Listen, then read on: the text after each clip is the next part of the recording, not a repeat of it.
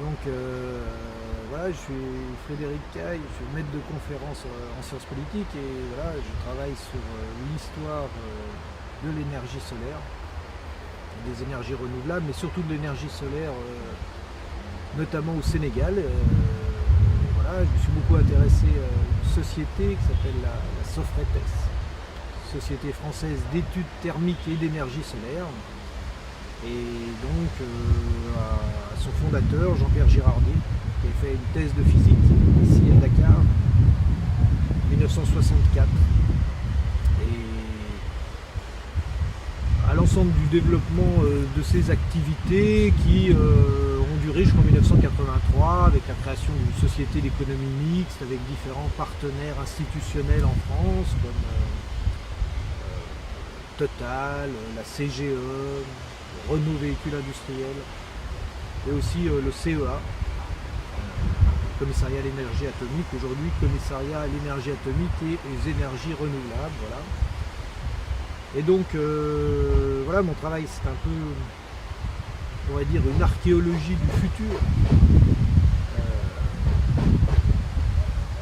c'est-à-dire un travail sur l'histoire, mais pour penser l'avenir. En tout cas pour inviter à réfléchir sur l'avenir et notamment l'avenir énergétique, pour réfléchir sur la manière dont on raconte et l'avenir et l'histoire de l'énergie, le type de récit qui est proposé aujourd'hui, que ce soit aux jeunes, au niveau scolaire, au niveau même de l'histoire des sciences. Et voilà, j'ai été assez surpris, moi, de constater que l'histoire, l'énergie solaire est très peu décrite dans les manuels.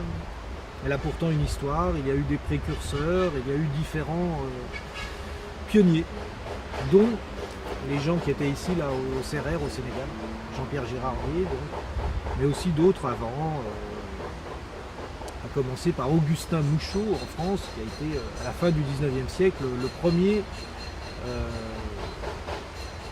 travailler sur les applications concrètes de l'énergie solaire thermique, thermodynamique, et à inventer, on peut dire, un moteur solaire, c'est-à-dire un moteur qui fonctionne à la vapeur à partir de l'énergie solaire. Augustin Mouchot, lui, il a travaillé sur des concentrateurs, un peu comme celui qui est là derrière, mais Jean-Pierre Girardier, lui, il a travaillé sur des collecteurs plans, on appelle ça, c'est-à-dire des toitures plates. Alors, pourquoi travailler là-dessus? Bon, d'abord, peut-être pour sensibiliser effectivement à certains des atouts, certaines des caractéristiques de l'énergie solaire. Néanmoins, 3 ou 4 principales par rapport aux énergies fossiles. D'abord, bien sûr, l'énergie solaire,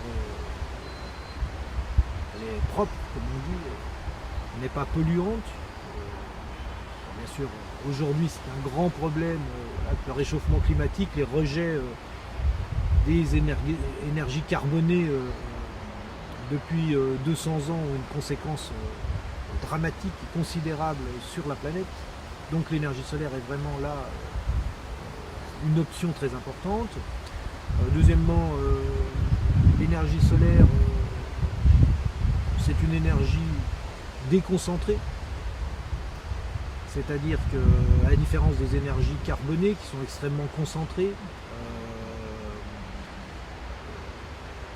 c'est-à-dire qui ne sont disponibles que certains endroits, certains gisements, qui ne sont raffinés ou préparés que dans certains pays, qui ont des nœuds en quelque sorte de transport.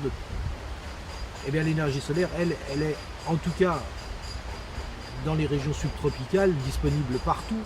Elle est extrêmement donc déconcentrée, elle peut donc être utilisée normalement sur tous les points du territoire, c'est un de ses grands atouts. Troisièmement, c'est aussi une énergie qui peut être utilisée avec des techniques relativement simples. On pense en effet toujours à l'énergie solaire photovoltaïque qui est beaucoup mise en avant aujourd'hui, à juste titre pour une part, mais il ne faut pas oublier que l'énergie solaire photovoltaïque et l'emploi des terres rares, des technologies très sophistiquées.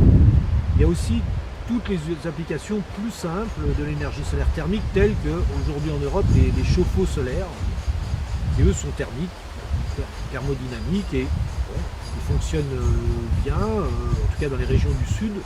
Donc pour tous les pays des régions du sud, subtropicaux, même tropicaux, par exemple, une bonne partie de la climatisation pourrait être à base thermique, ce qui enlèverait d'autant sur les réseaux électriques, ce qui enlèverait d'autant sur la question de l'électricité proprement dite.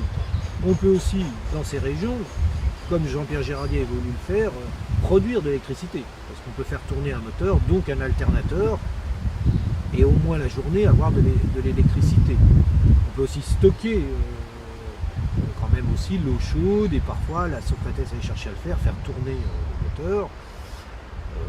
On peut enfin utiliser l'énergie solaire thermique, et on le sait en France parce qu'on a le grand four de Delo, mais on peut l'utiliser pour des applications de température, de haute température, de transformation de matériaux, la chaux. Ça a été travaillé dès les années même 1920, puis 1960, mais ça n'a pas été vraiment développé. Ce serait aussi des pistes pour se passer dans certaines grandes industries d'une partie en tout cas des énergies carbonées. Enfin, peut-être une dernière caractéristique aussi de l'énergie solaire, surtout celle-là que je viens d'évoquer, c'est que comme elle est simple, elle est beaucoup moins capitalistique.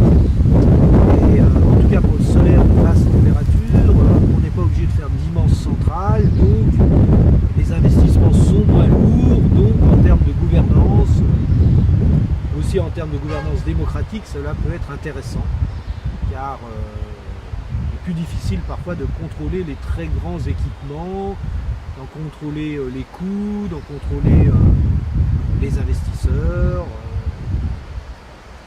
privés, étrangers, etc. Et c'est pour ça que, sans bien sûr peut-être que